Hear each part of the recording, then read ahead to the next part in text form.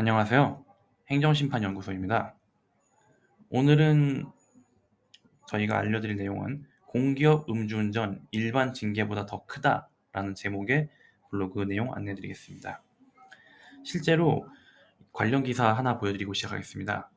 공기업 직원 음주운전 첫 적발에도 정직 3개월 중징계, 행정심판 청구했지만 기각이라는 기사가 있는데요.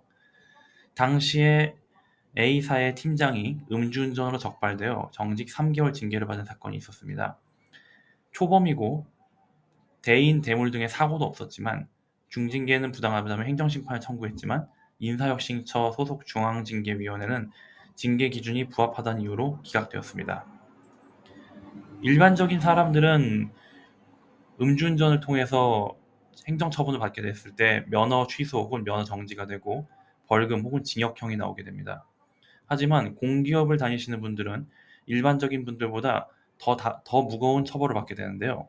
특히 2025년 1월 개정된 공공기관 인사규정 통합지침에 따라 음주운전이 적발될 경우 무조건 징계 심의 대상에 회부되며 기준을 초과하면 정직, 강등, 해임, 심한 경우 파면까지 가능하다는 점을 더욱 엄중하게 다가오고 있습니다. 그러면 징계 기준에 대해서 알려드리도록 하겠습니다. 일반적인 혈중 알코올 농도의 측정 범위는 똑같은데요. 만약에 이런 알코올 농도를 통해서 단속을 당하게 될 경우 0.03%에서 0.08% 사이에서는 직장 내에서의 감봉 또는 견책을 받게 됩니다. 그리고 0.2% 이하의 경우 정직 1개월이라는 큰 처벌을 받기 시작하는데요. 최악의 경우엔 직무정지까지 당할 수 있습니다. 그리고 가장 심한 경우가 음주 측정을 거부하는 경우 최초라도 강등 또는 해임 기준을 적용할 수 있습니다. 재범의 경우는 징계 수위는 지금 현재 보이는 징계 수위에서 한 단계 더 가중된다고 생각하시면 되시겠습니다. 실제로 공기업에 다니시는 분들도 저희 행정사나 다른 행정사분들 통해서 행정심판 절차를 진행하시는 경우가 많은데요. 징계가 내려졌다고 해서 그대로 받는 것이 아닌 부당하거나 과도한 징계라고 판단될 경우 아래 절차에 따라 행정심판을 통해 구제받을 수 있습니다. 우선 징계 처분 통보를 받게 되시면 소속 공기업에서 징계 결과 통보서를 받으시게 될 겁니다. 그리고 국민권익위원회 또는 중앙행정심판위원회에 온라인으로 접수를 하실 수 있습니다. 다만 행정심판 청구 접수는 60일 이내에 해주셔야 됩니다. 다음으로 처분청에 의견서를 제출하고 필요시 구술 또는 서면을 통해서 신문을 진행하게 됩니다. 다음으로는 시간을 기다리고 있으면 행정심판위원회에서 결정이 나오게 됩니다. 처분 취소 혹은 변경 또는 기각이 결정되게 되는데요.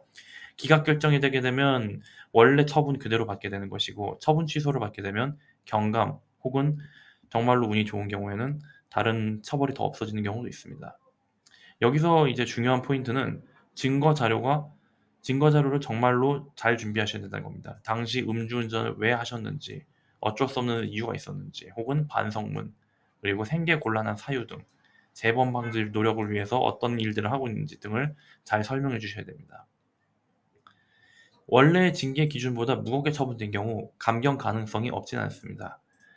징계위원회 구성 절차상의 위법이 있다면 처분 무효도 가능합니다.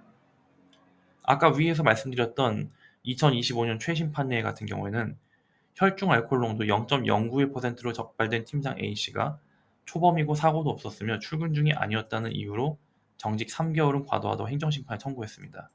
하지만 직업의 특수성과 공공기관 신뢰 회복을 위한 제대로 정당하다는 게 결정되어 기각되었습니다. 이 판례로 알 수 있듯이 사고 없음이 감경 사유가 되진 않았고 초범이라도 알코올 수치가 높거나 조직 신뢰를 해친 경우 중징계를 당할 수 있는 가능성이 충분히 높습니다. 이에 따라 다른 행정사들을 통해서 실질적인 감형 전략을 진행하실 때는 감형에 유리한 양형 자료를 예시로 드셔야 됩니다. 피해가 없었음을 입증할 수 있거나 재범 방지 교육 수료증, 가족과 동료 직원들의 탄원서, 생계곤란 사유서 등 직무 중요성을 소명할 수 있어야 되고 지방 공기업의 경우에 지역경제 기여도 강조할 수 있습니다. 한편으로는 다른 분들은 반성문 그거 써서 뭐 효과가 있냐라고 하시는 분들도 계시는데 절대 형식적인 문서가 아닙니다. 감성만 호소하는 반성문이 아닌 행위와 경위, 진정성, 그리고 추후 앞으로 어떻게 재발을 방지할지에 대한 대책이 담겨 있는 반성문이 진정 효과 있는 반성문입니다.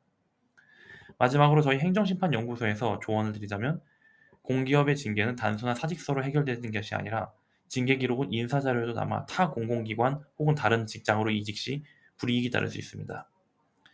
실제 징계 처분에 불복하여 행정심판에서 취소 결정을 받아낸 후 다수 사례를 보유하고 있으며, 공기업 내부 절차와 징계 기준에 특화된 맞춤 전략을 대응하고 있습니다. 언제든지 행정심판연구소에 연락 주시기 바랍니다. 감사드립니다.